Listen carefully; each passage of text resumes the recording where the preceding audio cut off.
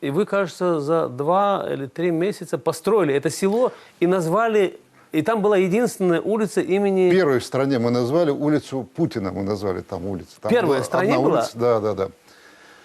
И самое интересное, что это буквально через неделю это наводнение. Я подумал про себя, думаю, как хорошо, что это, ну, конечно, плохо то, что наводнение случилось, как бы, что так получилось. И с одной стороны, меня успокаивало, что это случилось по всему югу России. Если бы это выборочно случилось бы в Ингушетии, конечно бы, как-то, может быть, какие-то были бы разговоры. Конечно, мы отстроили... А тогда были слова благодарности, были? Ну, слова благодарности были, но мы их не ждали. Всегда, когда люди видят, неважно, это сегодня, здесь и сейчас, да, когда люди видят, тебе говорят, ну, не обязательно спасибо, когда ты чувствуешь, что это люди отмечают, видят, тебе благодарны, хочется еще больше делать. Это такой стимул, потому что вот людское отношение, людская характеристика, людская молва добрая, лучше этого ничего нет. И у нас же как во всех религиозных писаниях, во всех святых писаниях у нас написано «Ходнаган веза, ходала веску», говорят. Так же говорят у нас. По жизни так все. И это по жизни, мы в этом убеждаемся. Ходнаган, когда тебя люди будут уважать? Когда ты дороги строишь, когда ты дома строишь, когда ты помогаешь тем, кому нужно помогать. Вот такой, я думаю, может быть.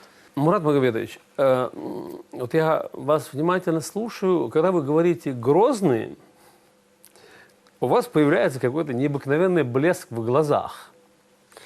Вы почетный гражданин Грозного.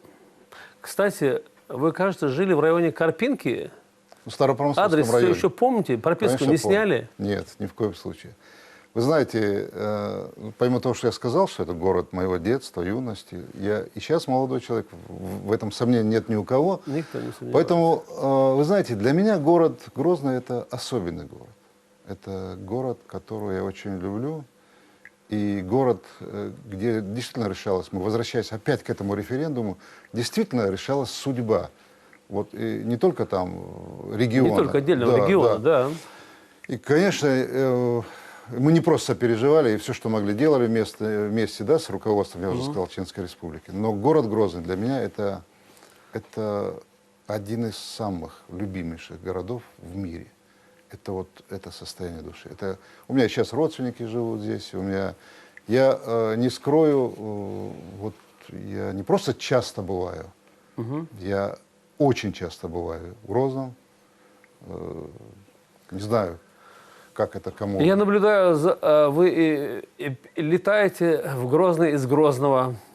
Ну, по-разному бывает, но в основном, чаще. да, в основном. Почему? Потому что действительно город, это, я уже сказал, здесь каждый сантиметр, каждый метр. Вот здесь я учился в школе, вот у нас... В какой школе учились? В 55-й школе города Грозного, это в Старопромысловском районе. И университет заканчивал в Тогда Грозном. еще Чечено-Ингушский. Да, исторический факультет. Это один из самых лучших вузов. Это вуз, который дал очень много ученых, очень много известных людей. И сегодня очень многие вот, историки, я знаю.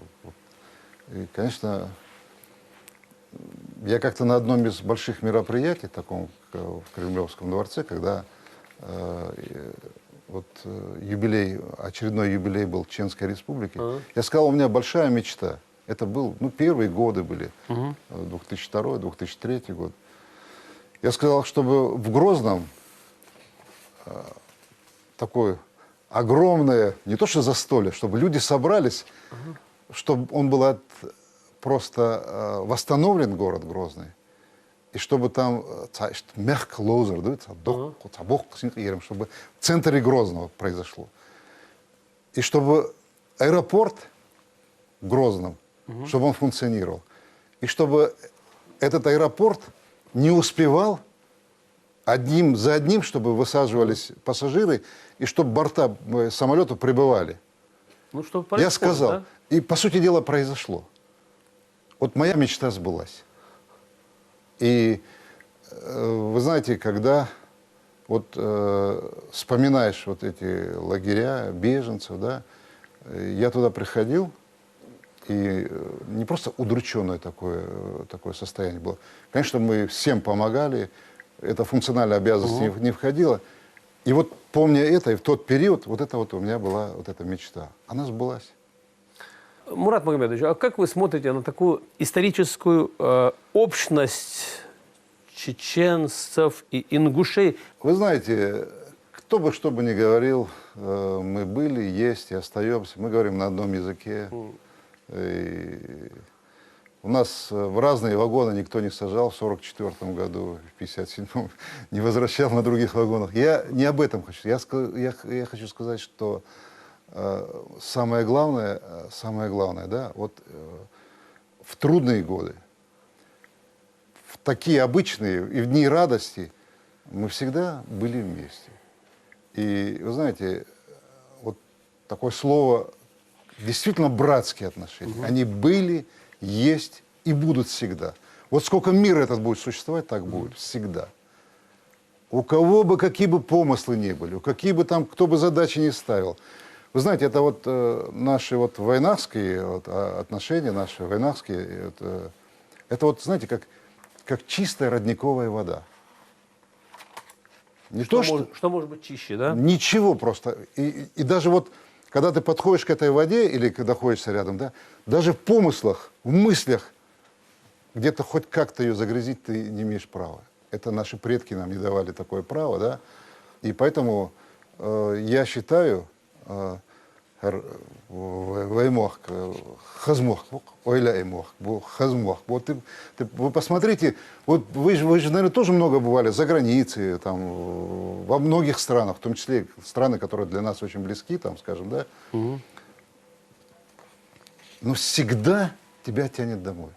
Да. Всегда ты думаешь, ты думаешь, вот какой красивый у нас народ, какой красивый у нас республики, какие красивые у нас вот люди, какая красивая природа. Вот что лучше этого ничего нет. Ну, можно где-то поехать месяц, там, неделю там побыть. Да и в России в целом, как у нас там песня есть. Хороша страна Болгария, но Россия лучше всех. То есть нам не нужен берег турецкий там. Ну, мы с уважением относимся к этим странам, то есть мы их любим.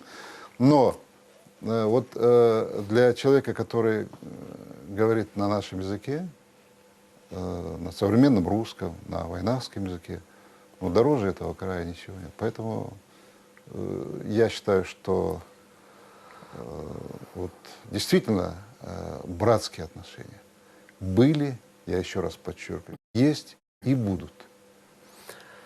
Мурат Магомедович, я не могу не задать этот вопрос. Скорее, это даже не вопрос, это, наверное, поздравление.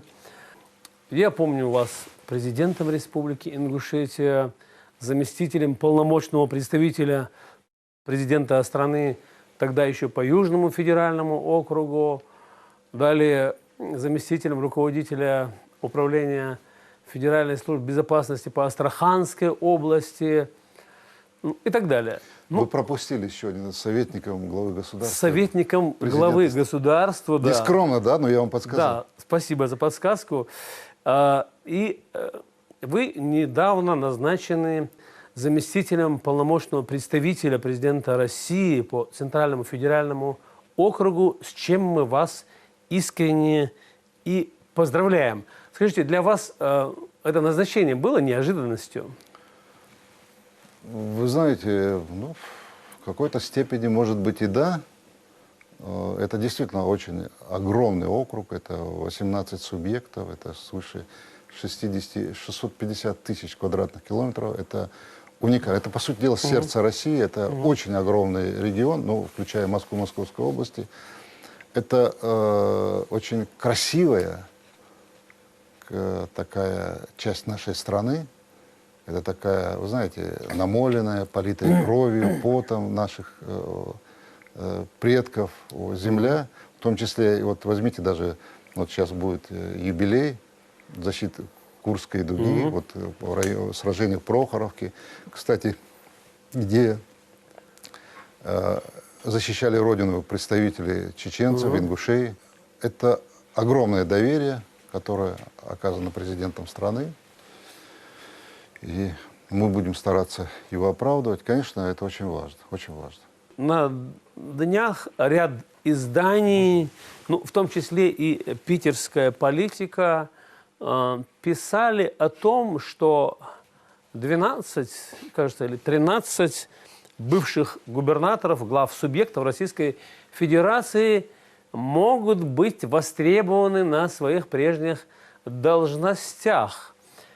В их числе называли и вас.